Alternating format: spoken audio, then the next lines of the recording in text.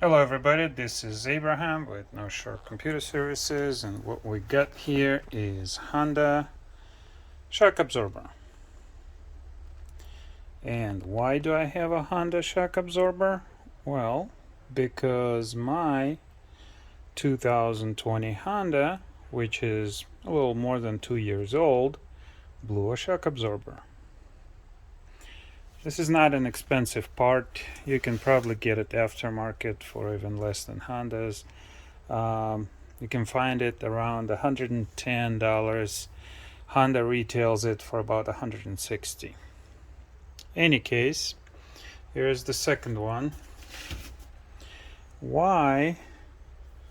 I record videos not because I want to show you how to replace shock absorbers or how to install something. There is plenty of people that do better job on how to remove and install, step-by-step instructions, although I don't know if there is one for 2018, 19, 20, 21, 22.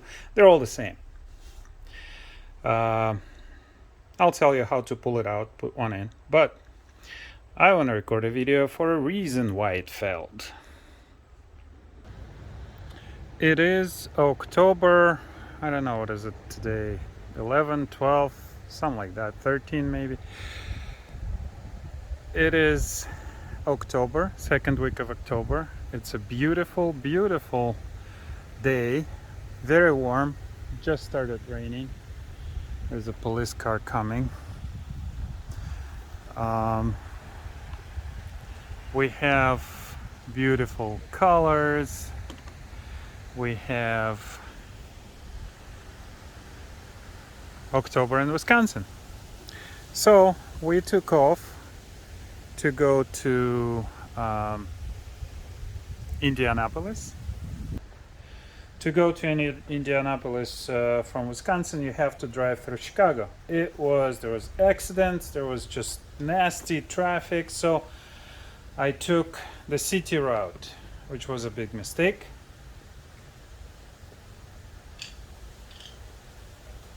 In any case, I feel something. There was a big bump on the road, and after that the car started behaving very differently. So here is the shock absorber, my original one. As you can see, it's not in a condition where I would consider it to be messed up. But when I looked at the wheel, I saw the liquid. I'm like, either brakes or shock absorbers.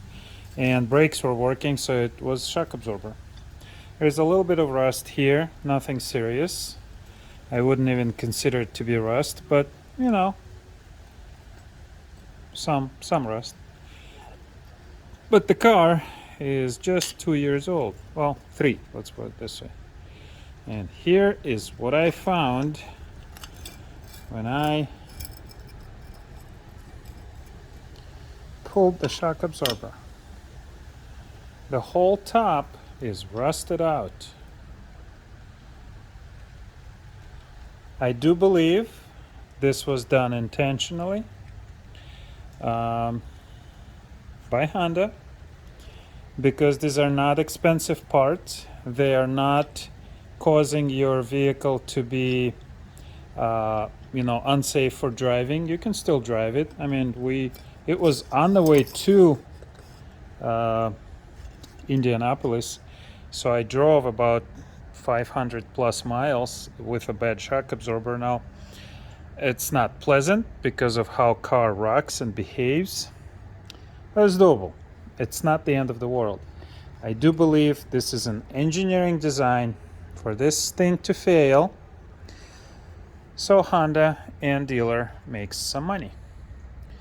I don't know what this would cost. I should probably find out. Somebody who done this, you can put in the comments how much it cost you to replace a shock absorber.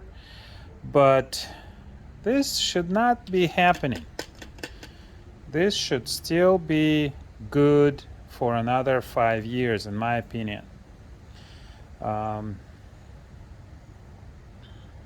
Very sad situation that this happens. Well, let's get down to how you remove this thing. All right, let's get some light. And I was watching YouTube video. A guy was he's always using a toothbrush to show what's what. I love it. I love the originality. I am going to use a breaker bar. How about that? All right, very, very simple. You take off the wheel. There's two nuts over here. You do want to put some WD-40 on them. And you do want to put anti-seize after you replace the shock absorber. And there is one nut down below. Let's see if I could.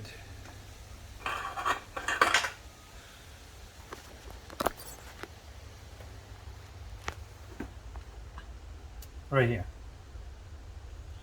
So the shock absorber bottom part sits on this thing. Removal of the nut and the little washer that holds it in place is not difficult.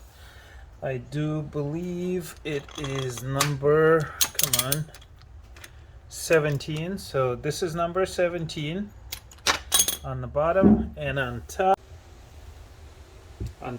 it is, come on, number 14. So this is number 14, number 17. All you're gonna need, for the lug nuts, it's number 22. So you need number 22 to take the lug nuts off, number 17 to take the big nut and washer off the bottom of the shock absorber, number 14 to take the two nuts over here. Do get WD-40, and that'll help your job. Also, it's a good idea to put anti-seize on this stuff so that it doesn't get stuck in the future when you have to replace it in a few years. One more thing, to take off the shock absorber, I used a pipe, just a pipe. I jammed it into the bad shock absorber and hammered it with this dead blow hammer. I like this. It's a lead hammer. It has a lot of weight, but it has no damage. So when you swing at something, it delivers no damage to the metal parts. All right, we're gonna have to put the new one on, and let's see how difficult of a procedure it is. Before putting the new shock absorber on, I thought, let me take a look at the top of the shock absorber before I put it on and see why would it fail. And I found it. So if there is a lawyer watching and you want to sue Honda for something, here you go. There is no paint at the top of the shock absorber. How cool is that? This will cause the system to rust and fail. So they covered it with a nice rubber, I don't know what you call it, shield or something. And inside there, it's always wet. Even though it's not sealed, but if the moisture gets in there, it stays in there for a long time. I don't think this is an engineering blunder. I think this is deliberate, in my opinion, because shock absorbers that I've seen had the paint all the way to the top. So shame on you, Honda. Shame on you. Here you go. See? No paint. And don't tell me that it was difficult or whatever. When you put this on, this piece wasn't even on there. You press this in later after you put this on, and I'm going to paint the top so that it gets a little bit of protection. And I'm not happy with the equipment, original equipment. I'm gonna take the other side off and see what that does. This is the kind of crap that gets hidden by manufacturers and gets written off by customers for not knowing what's going on. And once it fails, you just throw away the whole shock absorber without looking at the why it failed. So I do believe this is intentional. I'm an engineer. If I saw enough of the failure points on this, I'd probably, if the manufacturer would say, hey, why don't you design it so it doesn't last as long? Sure, here's how you do it. Okay, I don't have the black paint, but it really doesn't matter what's under the shroud. Let's see, here's what I was able to do. There's a little nut over there that I can use to, I need 3 hands basically. I need a hand to pull these apart and a hand to paint it. So I'm gonna use that little nut right here to pull on my shock absorber. Let's get this down and let's see if we can apply some paint. There, see? Nicely exposed. Oh, I should have opened my paint can. And you don't have to be careful here. And my can doesn't work. Crap. I don't have paint. This one empty. Well, it's not empty, but it's not working. All right, I gotta go get paint. All right, I got the paint. Stop rust. I do like to use gloss paint as opposed to flat. Flat does look better, but gloss, in my opinion, gives just a little more protection. That lacquer coat on top. If you've ever applied a gloss coat versus a flat coat, gloss is always thicker. All right, I'm gonna spray this, clean out the paint.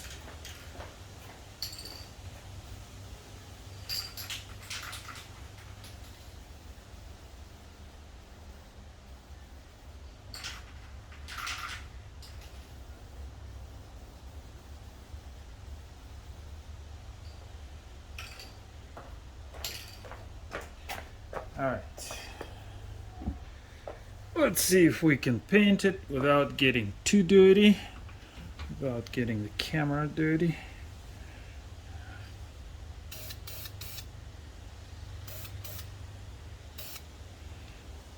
Okay.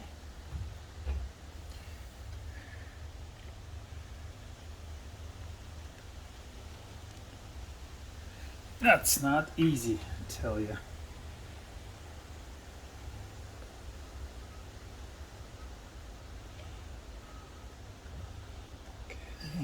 And I hope that my method is going to be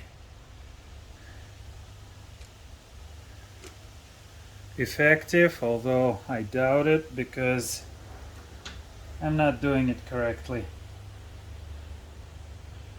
I'm just seeing that I wiped off my paint.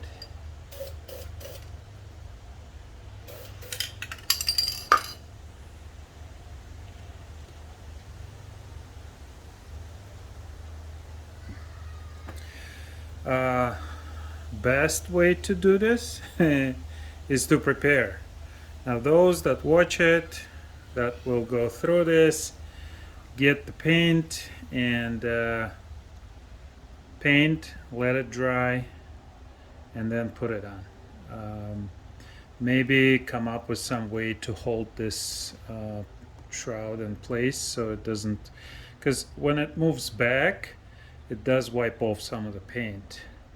I'm gonna let it dry a little bit. I'm gonna do the other side, meaning I'm going to apply some paint to the other side so that I give it some time to dry, and then I'll apply some more paint.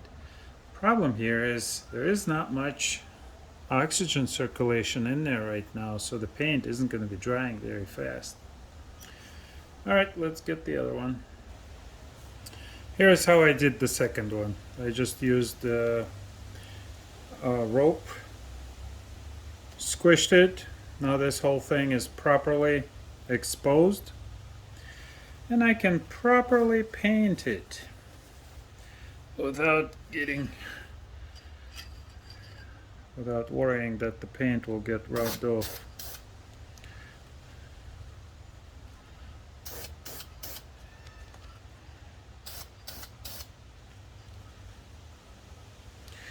What I should also have done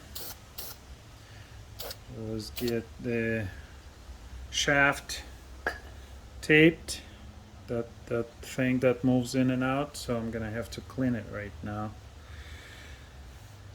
Okay, always something, always something. So I cleaned it here, just using paper towel because the paint is still wet. I'm gonna let this thing dry, and I will feel like this thing is protected. Now the problem is with that one, I'm gonna have to do the same to that one and clean the shaft. It's not a big deal. From working up and down, the paint will get worn off, but there's no reason for paint to be there, so we'll clean it. Here is another way that can be done. I just used bungee cords, and I'm gonna fix this part right now. So let's put some paint on it. It seems okay, but there are places where it's not to my liking. You know, the worst thing is probably not gonna hold this car long enough to know if my fix worked, but somebody will get this car in the future and they won't even know that I've done this. But if I keep this car, at least I'll know if I remember.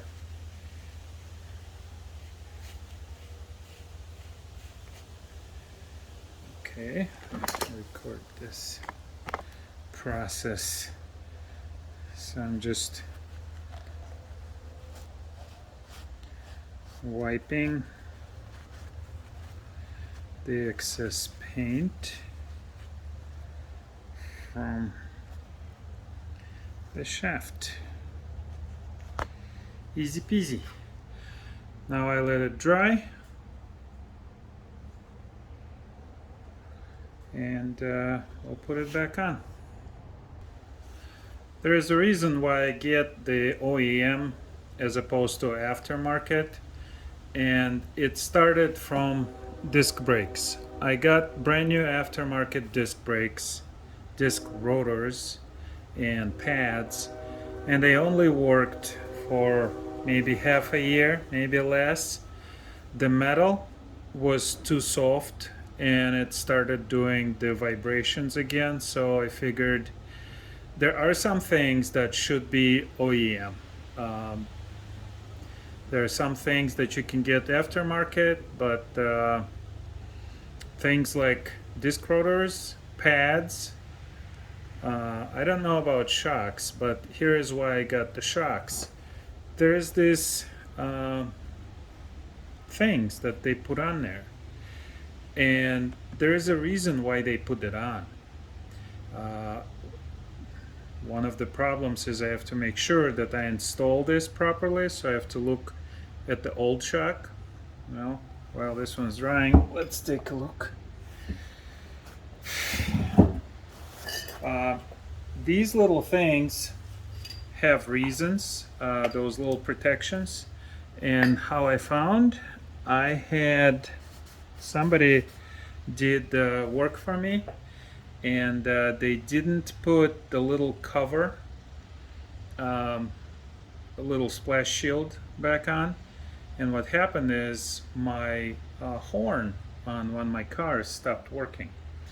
Couldn't understand why, because why would a horn stop working? Well, what happened was that little splash shield was protecting the water entering into the horn system, and when water entered, the horn got basically short-circuited and stopped working. So when I fix my cars, I make sure everything goes back the way it was. Okay.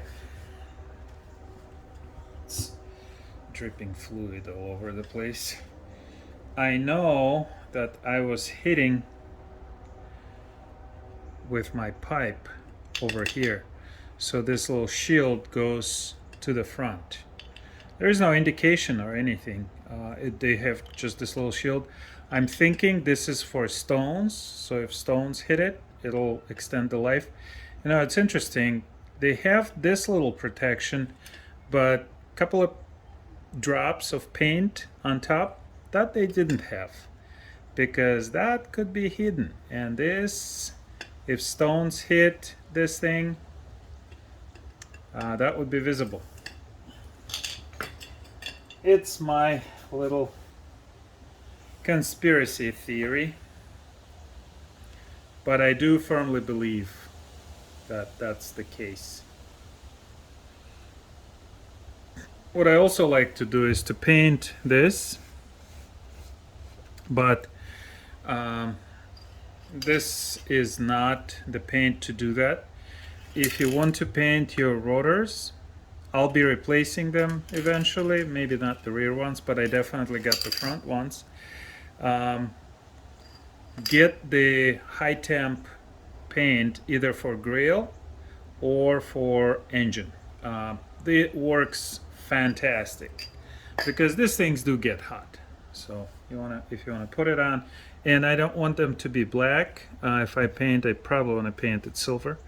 And you gotta tape this off or wipe it off as soon as possible. But in any case, that can be painted too, to make it look nice. Because you can see these disc things through the wheel, and they do look ugly. All right, before I forget, let's apply some anti-seize. This is the stuff I use. Permatex. It works okay. This is aluminum based. There is also copper based. I don't know which one's better.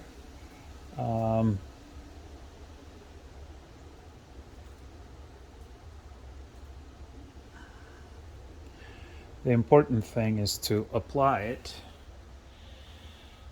And we're gonna put a little dab on that knot at the bottom. It's interesting that I don't see much rust anywhere. I mean, the car is not old, but still, there isn't much rust here. And that shocked me that it actually failed. And that is not good.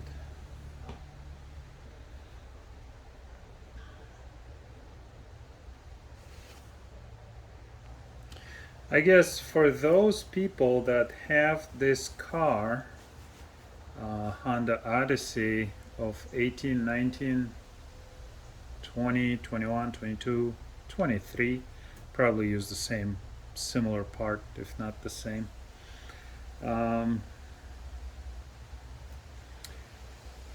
You can actually cut the shroud off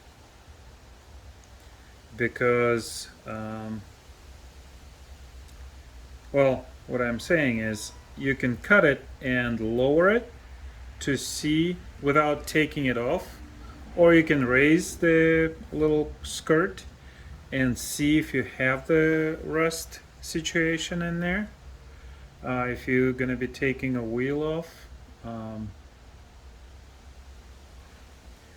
that's just something I thought. But if it's if you live in a northern climate, there's a chance that your shock absorber is about to go. Well, it's been a few minutes. The paint is dry. That's one nice thing about using fresh paint. It dries quicker. So let's get this show on the road. Oh, by the way, part number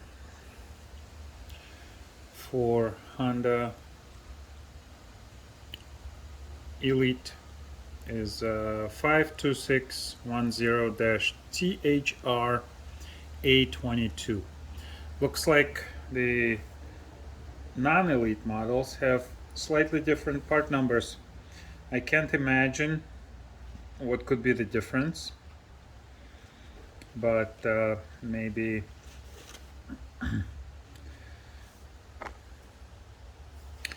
absorption rate is different, maybe just some stickers, I don't know. But when I was researching the parts, I found out that they're different part numbers.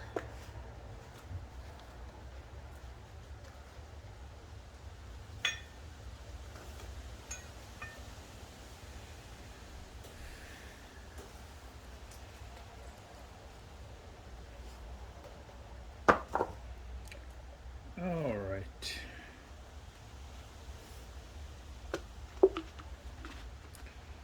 Okay. This back and this one I pulled up a little bit, so got to pull it down there. So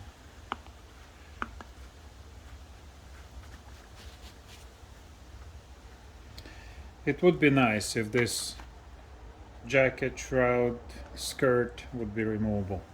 So remember, this thing goes forward, the little soft sticker. Let's see if we can put it on.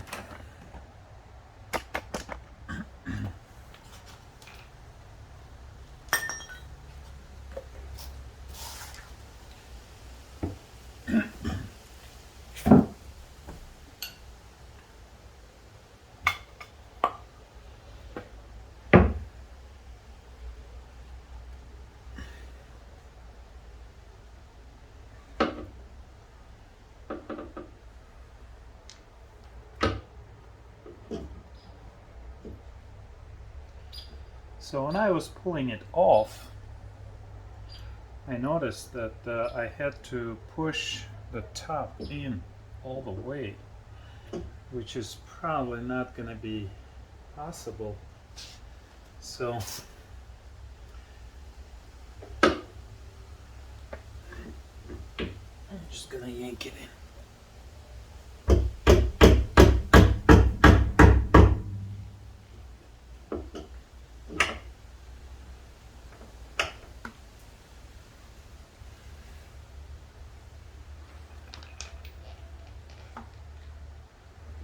Oh, it is possible. I didn't realize that.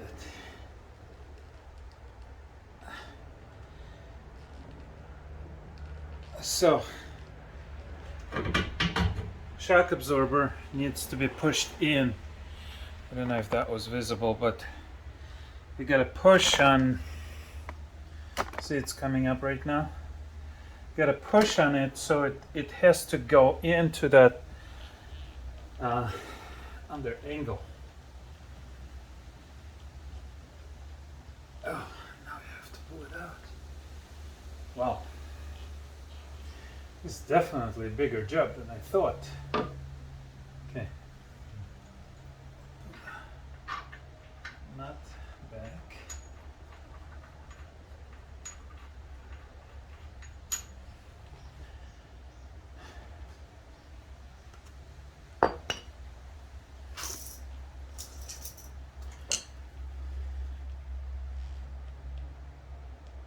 Oh. Okay, then we're just gonna raise this up with another jack.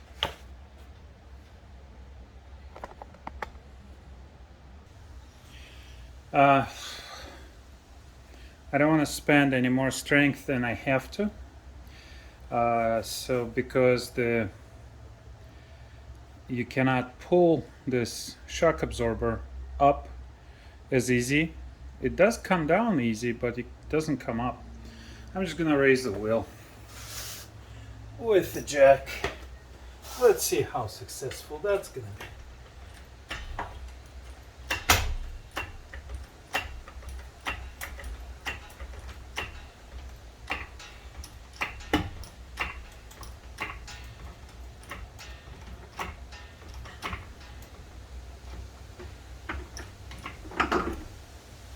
That's how you do it.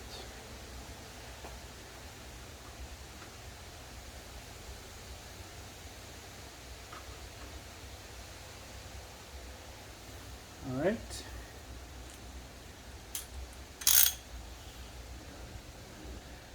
Let's tighten the bottom nut. Let's see. That's tightening.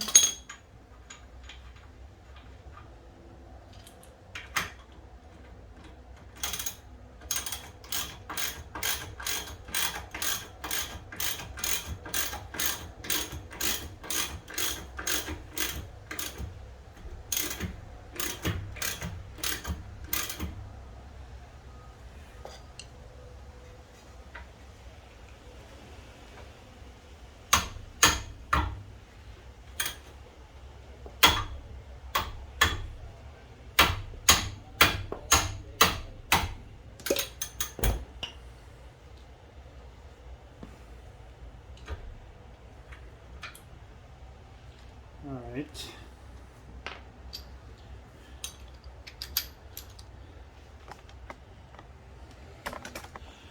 That's tight enough. This one.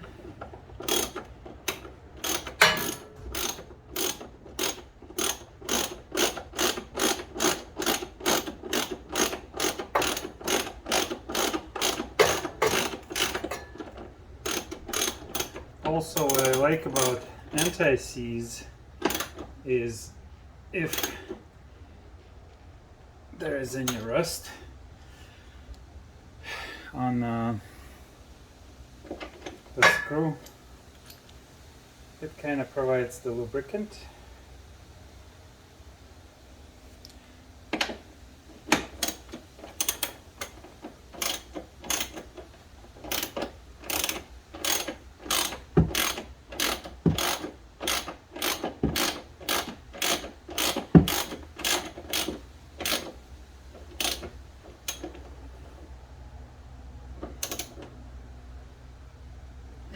Alright, and let's get this, hit this with the breaker bar.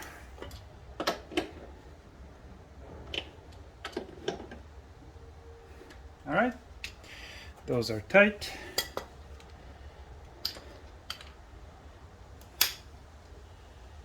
Let's see. I'm going to put a little more pressure on the bottom one. It seemed like it wanted to move a little more.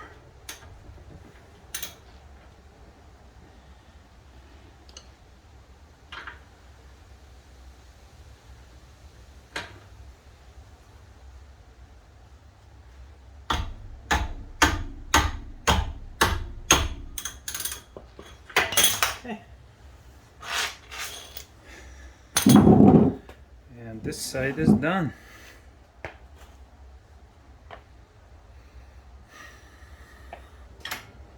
Let's get the jack out.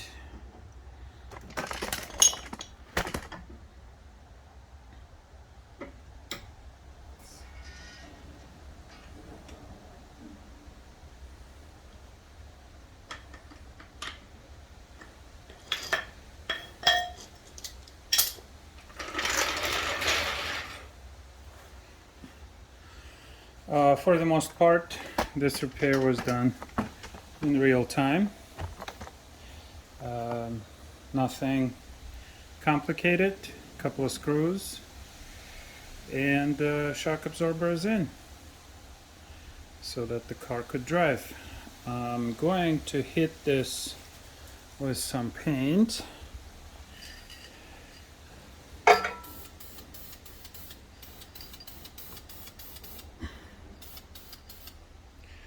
The more the merrier. I also painted some things around the area. Paint never hurts.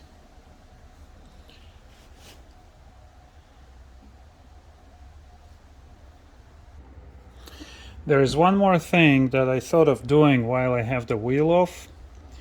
It's this screw.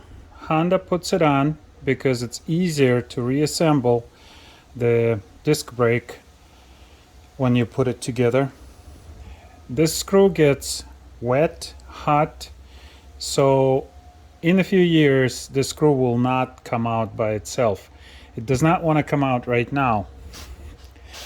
I'm gonna hit it with impact screwdriver, something like that.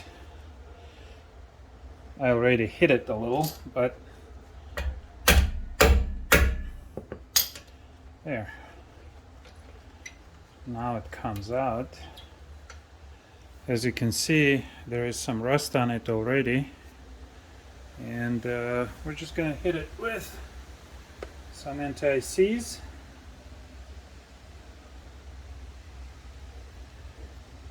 And put it back in. There is no need to tighten it any tighter than hand tight. And that's it.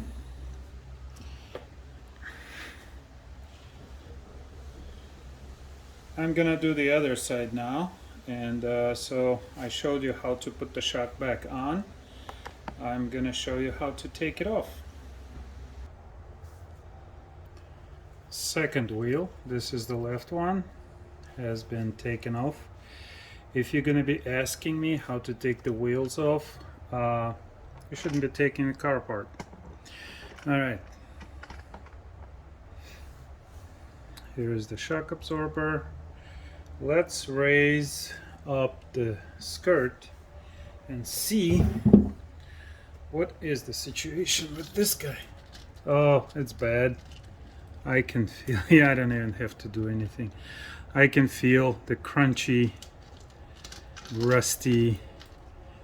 Okay, I don't have to take anything off.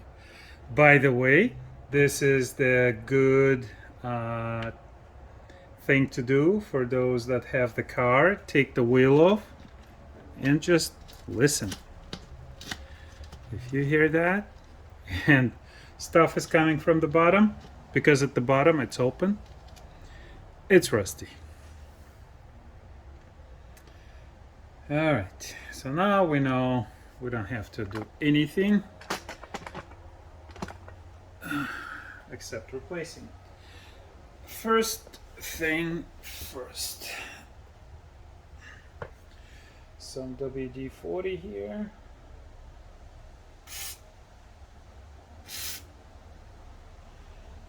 Okay, some WD on the bottom. Okay, that's all we need there. We're gonna hit this guy, so let's see.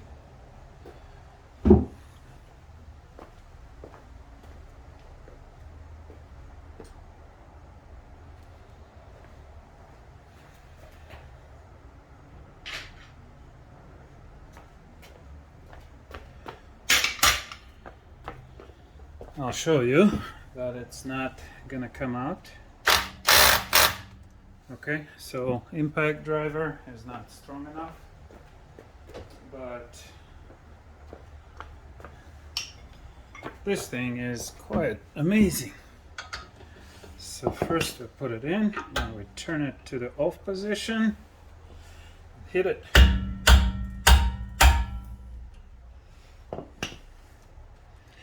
And it's off.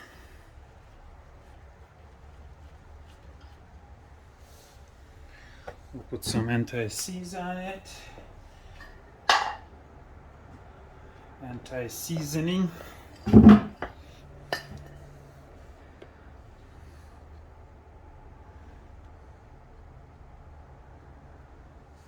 Oops. And tighten it, hand tighten. Now, when time comes to replace this thing, hopefully it will be easy to separate. All right, we have something we gotta do. All right, number 12.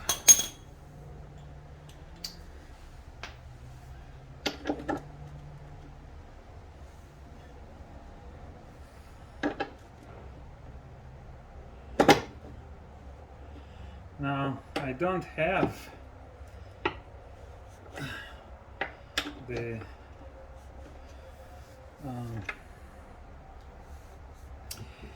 powerful impact driver, and the reason I don't have it is I'm afraid of it. There was a repair I was doing, and I thought, I'll just use the impactor. And I did, and my car would not work. I mean, it ran really bad. I knew there was a vacuum leak. I was replacing the intake manifold gaskets and whatnot. So what I found was cannot use impact driver indiscriminately anywhere you want. So I returned it, and I thought, you know what, I haven't needed it yet.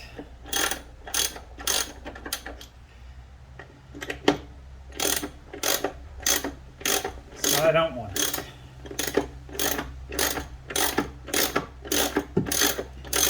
It would make this job faster, so if you have one, surely use it.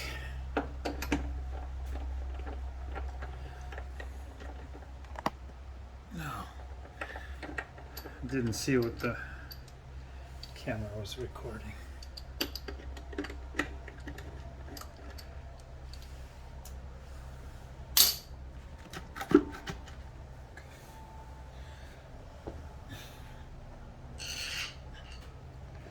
So we're removing the shock from the left hand side.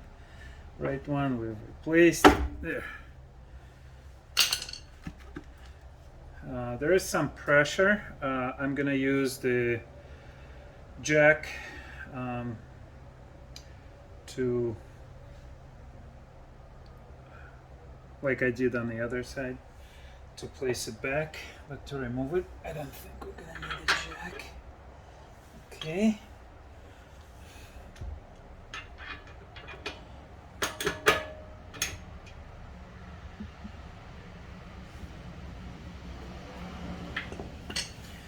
Let's make sure, yep, it's in the off position.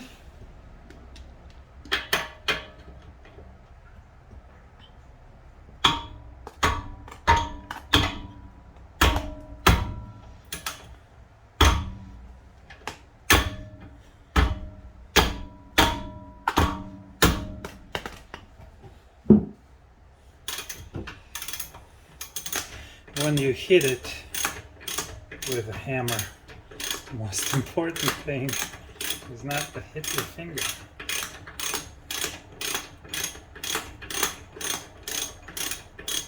And I didn't. Otherwise I'd be swearing.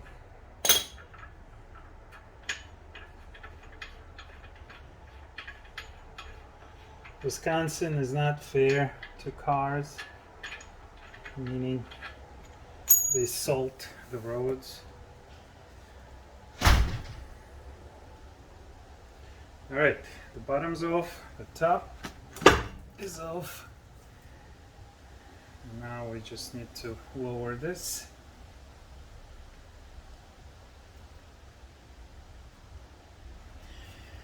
Okay.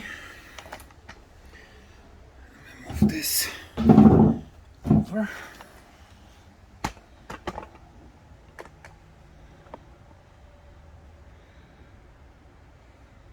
Hey, Dad. Dad. Okay. We're gonna use our pipe right here.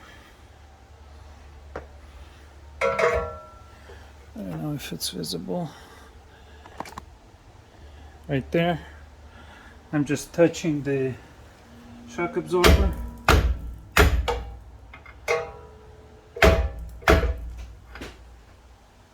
Boy. It's really on there.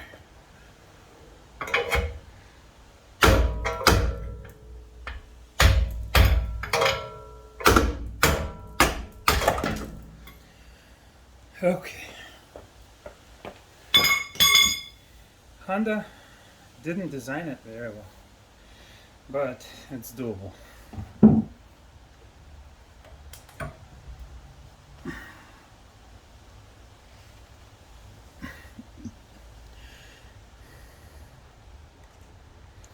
There is no rust, but somehow it just sits in there very tight.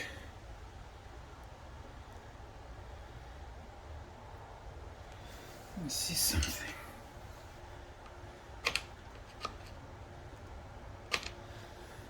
For some reason I thought there was a washer that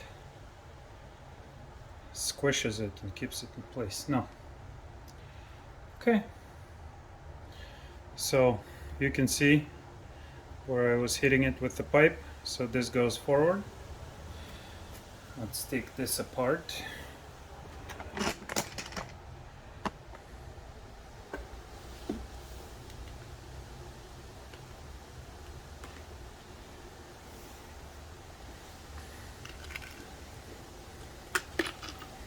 Sounds nasty.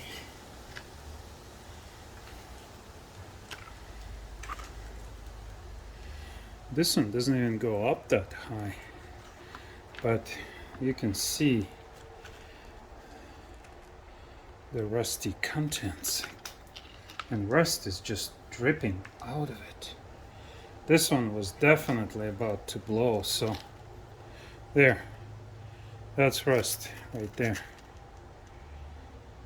That's no fun.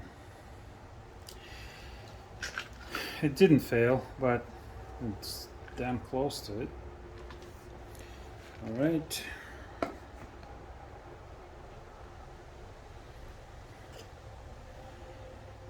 Let's move this back.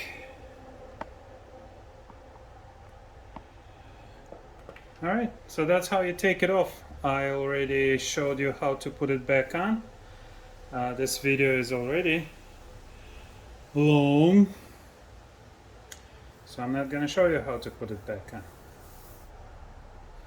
What I will show you is that there are rust spots all over, and we can just hit it with some paint. It does not hurt. Paint never hurts. I don't like using the thick stuff because let me see, I have it here somewhere.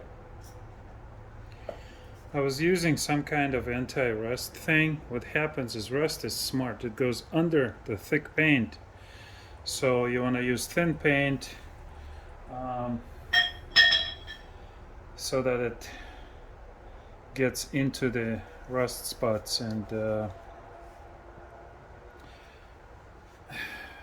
gets good adhesion to the metal.